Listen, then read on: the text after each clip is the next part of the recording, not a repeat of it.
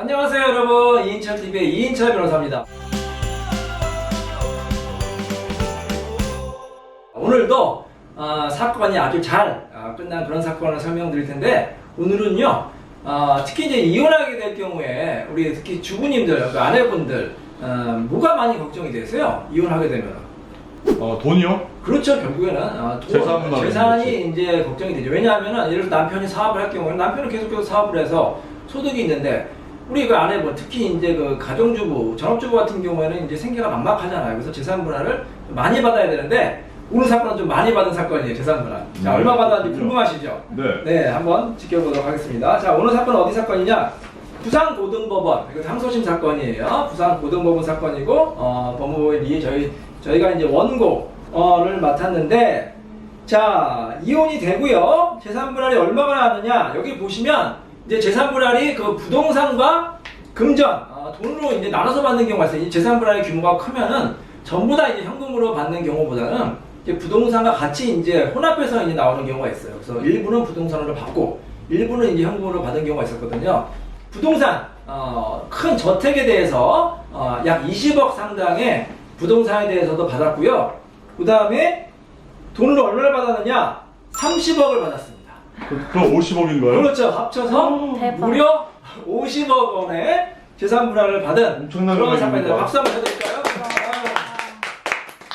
이게 사실 50억이다. 이혼해서 50억 받네? 좋겠네? 뭐 그렇게 생각하시는데, 여러분 생각해보세요. 20년, 30년 동안 그 아내가 얼마나 힘들었을까요? 정말로 힘들고 남편에 대해서도 뒷바라지도 잘하고 거기에 대한 보상으로 생각하면 돼요. 그리고 가끔은 이제 이혼 재판을 하다 보면은 뭐 저희가 아내 측 이제 가정주부를 이제 변호하는 경우가 많은데, 저는 굉장히 많이 봐요. 이제 그 남편이 와서 뭐라고 하느냐?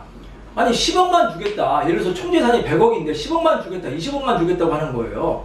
그래서 이렇게 말합니다. 아니 10억, 20억이면 큰 돈 아니냐? 그 돈 가지고 충분하지 뭘 더 달라고 하느냐? 욕심 많은 거 아니야? 이렇게 이제 주장하는 경우가 있는데, 물론 10억 원, 20억 원 큰 재산이죠. 일반 서민들한테는 정말 10억 원, 20억 평생 벌기 어려운 재산인데, 근데 저는 이렇게 생각을 해요.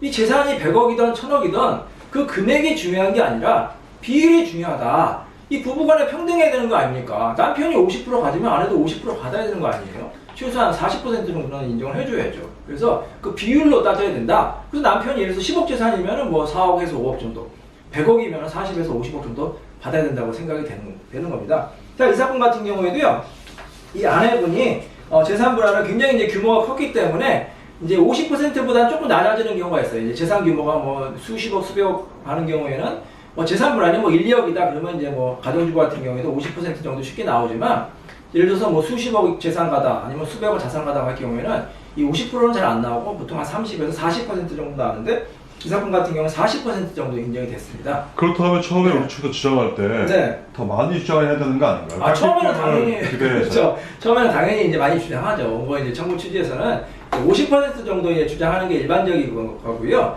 그 다음에 이제 조정 같은 경우에 이제 할 경우에는 이제 보통 30에서 40% 정도 이제 사이에서 조정이, 왜냐하면 조정에서는 조금 이제 금액이 낮아지는 경우가 있어요. 일찍 받기 때문에.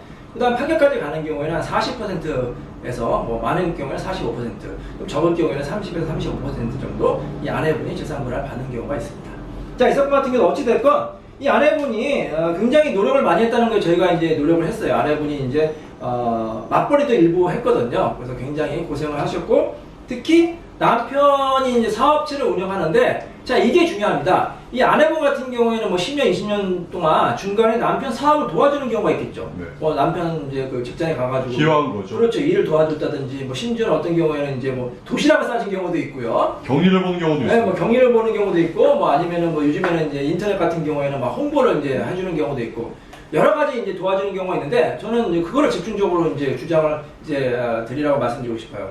적극적으로 이제 내가 남편이나 아니면 아내의 회사에 기여한 거를 이제 입증을 하면은 기여도가 조금 더 올라갈 수가 있습니다. 그래서 이 사건 같은 경우에도 저희가 아내분이 얼마나 이제 남편에 대해서 기여도가 많은지, 특히 이제 집안 살림을 잘 내줘도 중요하지만 직접적으로 일을 한 사업을 도와준 것도 이제 기여도가 되고요. 특히 부동산 같은 경우에 우리 아내분 같은 경우에는 부동산 투자를 잘하는 경우가 있잖아요. 남편이 사업을 하고 그 사업에서 번 돈을 근거로 해서 이제 투자를 잘해가지고 이제 부동산이 증가된 경우에는 그것도 기여도로 인정받을 수가 있는 겁니다. 그렇게 기여도를 인정을 잘하면은 이렇게 이번 사건 같이 50억 원 넘게 받을 수도 있습니다. 자, 이 사건 우리 아내분 부동산과 그 다음에 금전으로 총 50억 원 넘게 받은 그런 사건이었습니다.